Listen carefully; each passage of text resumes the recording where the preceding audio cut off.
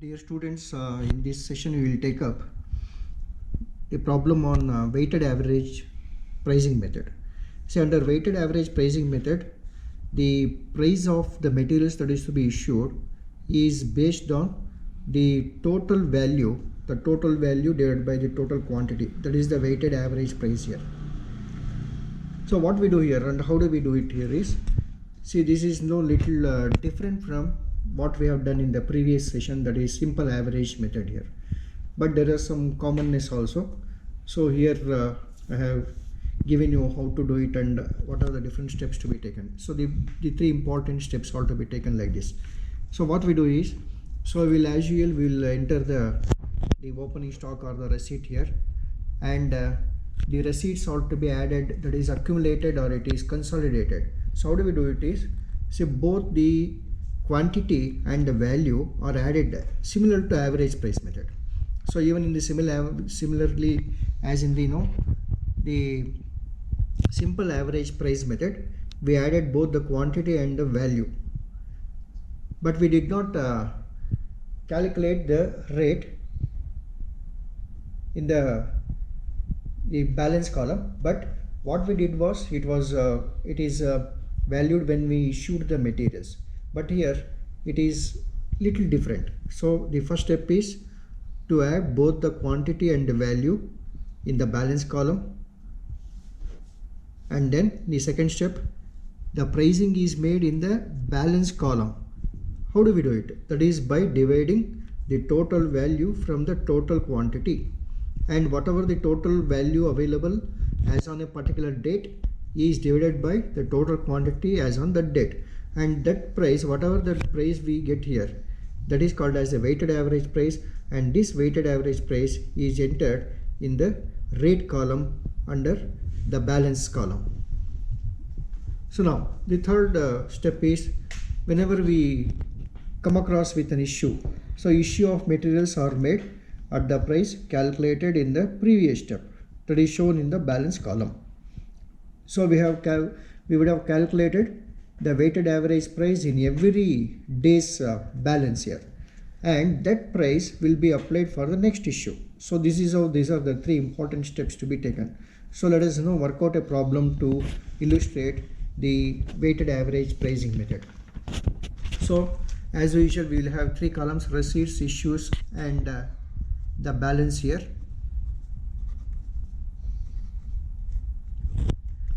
Receipts, issued, and the balance. And in these three columns we have the sub columns as quantity, rate, and value in each column. And then, so let us start the problem. So what I have done is, to our easy understanding, I have taken the same problem that we have worked out under the average price method here. So the first problem under average price method is like this. So the following is the details of material issues, receipts and issues for the month of March 2020. March 1st purchased 1000 units at rupees 2 per unit. March 5th purchased 500 units at rupees 220 per unit. March 15th issued 600 units. March 20th purchased 500 units at rupees 2 rupee 30 paise per unit. March 25th issued 300 units. March 27th purchased 500 units at rupees 240 per unit. And then March 31st issued 200 units. So I am taking the same problem here. So let us make the entries. So as on March 1st here, as on March purchased 1000 units at rupees 2 per unit. So as on March 1st, 1000 units at the rate of 2 rupees, it comes to 2000 rupees. And the same is entered in the balance column at the rate of, say, 1000, 2 and 2000. And as on March 5th purchased 500 units at rupees 2 rupee 20 paise per unit. So again, on the receipt column, 500 units at 2 rupee 20 paise per unit, 1100 rupees. And now what is to be done? So here, as usual, we will, just like in the average pricing method, so these quantities are added together, that is the quantity available and as on the previous date, and the new quantity added here, that is receipt or purchase, whatever is made. So that means 1000 plus 500, so this comes to 1500 units, and the value is also added, 2000 plus 1100, so this comes to 3100 units. Now the valuation of this number of units available or the materials available here. So now 3100 is to be divided by 1500. So this is the weighted value and this is the weighted quantity. So the weighted value and the weighted quantity, or the total value and the total quantity, is taken into consideration for the calculation of the weighted average price. So that will be 3100 divided by 1500. So this comes to 2 rupees 7 paisa. So this is 2 rupees 7 paisa. So this is the weighted average price. So this is how it is to be calculated. So the quantities are added, the values are added, and the pricing is done by on each day by dividing the total value divided by the total quantity. That is the weighted average price, which is entered in the balance column. Now let us go to the next transaction here. The next transaction is on March 15th, issued 600 units of materials. So I'll go to the issue column here. We have issued 600 units here.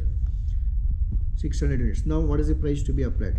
So comparatively, when we compare this particular method with the average price method, this is more simpler, or the calculations are simpler. So now we have already taken the weighted average price here. The weighted average price as on the previous day is 2 rupees 7 paisa. So we had to apply the same price for the issue on the subsequent issues here. So now therefore this is 2 rupee at the rate of 600 units at the rate of 2 rupees 7 paisa. So this will be 600 into 2.07. So that comes to 1242 rupees. Now in order to enter into the balance column, the same principle of the average stock method, average